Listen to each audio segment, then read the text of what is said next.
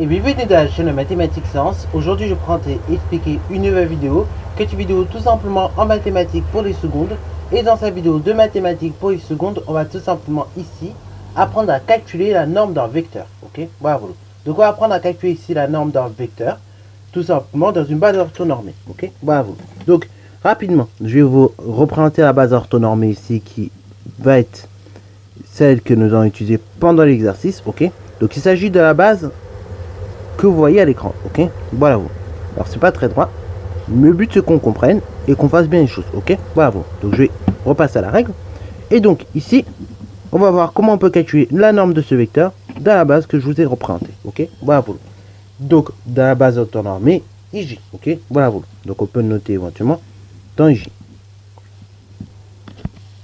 Alors donc ici pour calculer la norme d'un vecteur, en fait ça va pas être très compliqué dans le sens où il va falloir se référer à une formule très simple. Ok, alors la formule elle vient pas non plus de 150 000, elle vient pas du bout de la terre, elle vient pas de Mars.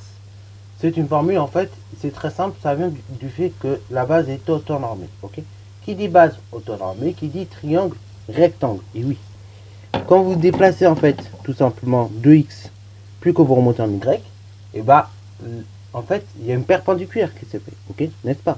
Vous avez bien une perpendiculaire. Ok, voilà.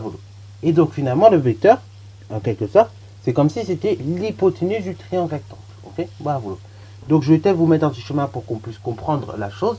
Mais voilà, quand vous avez tout simplement donc ceci, ce genre de choses, vous avez donc d'une part le vecteur, après donc vous déplacez à gauche ou à droite de x, puis en haut ou en bas de y, et bah vous avez un triangle rectangle qui se forme. Ok, bah voilà. Dont l'hypoténuse, c'est tout simplement le vecteur, ok, le vecteur u. Ok, bah voilà. Donc ce vecteur u, pareil, il est là, il est marqué en bleu, et ça correspond à l'hypoténuse du triangle rectangle. Et donc, de façon générale, quand on a à calculer une longueur d'un triangle rectangle, on fait quoi? Et bah, on fait la somme des deux côtés au carré, puis ensuite on fait racine carrée. Ce qui veut dire donc on fait x au carré plus y au carré, et après donc on fait la somme de ces deux choses, ok, x au carré plus y au carré, et ça nous donne tout simplement la norme du vecteur u au carré, ok. Bon, nous comme on veut la norme du vecteur u tout court, et bah on fera tout simplement racine carrée de la somme de x au carré plus y au carré. Ainsi donc ça nous donne que norme du vecteur u, donc on peut afficher la formule tout simplement, norme d'un vecteur u c'est tout simplement racine carrée de x au carré plus y au carré, ok, voilà. Et pour justifier éventuellement la formule, on pourra tout simplement pareil utiliser le théorème de Pythagore, ok. Dans un triangle rectangle dont les côtés de l'angle droit ici c'est x, y, ok, voilà. Donc là le plus dur dans cet exercice encore une fois ça va être de lire finalement les déplacements, ok, voilà. Donc de lire combien se déplace en x, combien se déplace en y, autrement dit donc les coordonnées de votre vecteur, ok, voilà. Et à partir des coordonnées du vecteur, et ben on va tout simplement de là se débrouiller à calculer les longueurs telles qu'il le faut, ok, voilà. Alors donc on va d'une part noter l'abscisse de u, ok, et donc l'abscisse de u il vaut combien? Il vaut donc 1, 2, 3, 4, 5, 6, donc 7, 8, 9, il vaut 9 carreaux, donc il vaut 4 et demi. Ok. Après, l'ordonnée de u.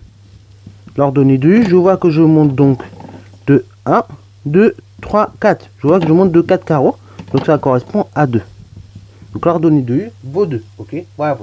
Et donc tout bêtement, là, ici, on va pas se prendre la tête, on va tout simplement appliquer la formule. Ok, voilà. Donc, on va tout simplement appliquer la formule en disant quoi? En disant que la norme de u, c'est tout simplement la chose suivante.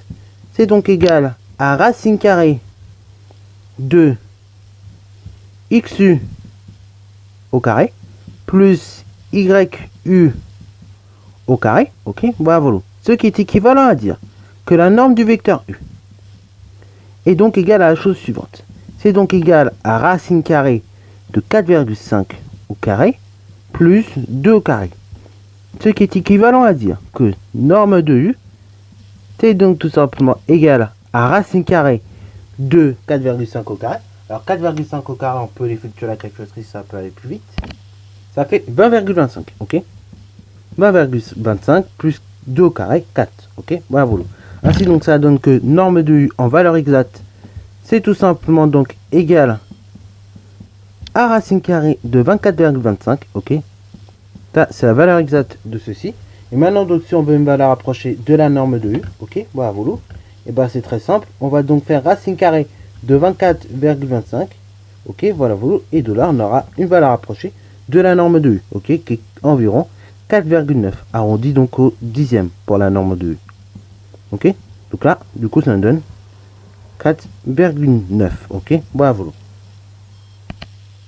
Et là, comme cela, bah, vous avez vu qu'on a pu très rapidement, en 2 secondes, calculer la norme de U. Ok, voilà, voilà. Donc la norme d'un vecteur, dans une base autonormée, bien évidemment, attention, vous verrez que dans le repère, c'est pas exactement pareil, mais dans une base autonormée, c'est très simple. En fait, c'est tout simplement les coordonnées du vecteur au carré. Ok, je l'explique, donc ça sera tout simplement l'abscisse au carré du vecteur, plus l'ordonnée au carré du vecteur que vous avez vu. Enfin, l'ordonnée du vecteur que vous avez vu au carré. Et tout ça donc en racine carrée. Ok, voilà, vous faites racine carrée de tout ce que je viens de dire. Et comme ça, vous aurez la norme d'un vecteur. Ok, en l'occurrence du vecteur U par exemple, ou bien du vecteur grec, etc. etc. Voilà, sur ce, c'est la fin de cette vidéo. J'espère qu'elle t'a plu. Si c'est le cas, n'hésitez pas à la liker, commenter et bonne résultat en mathématiques et en sciences.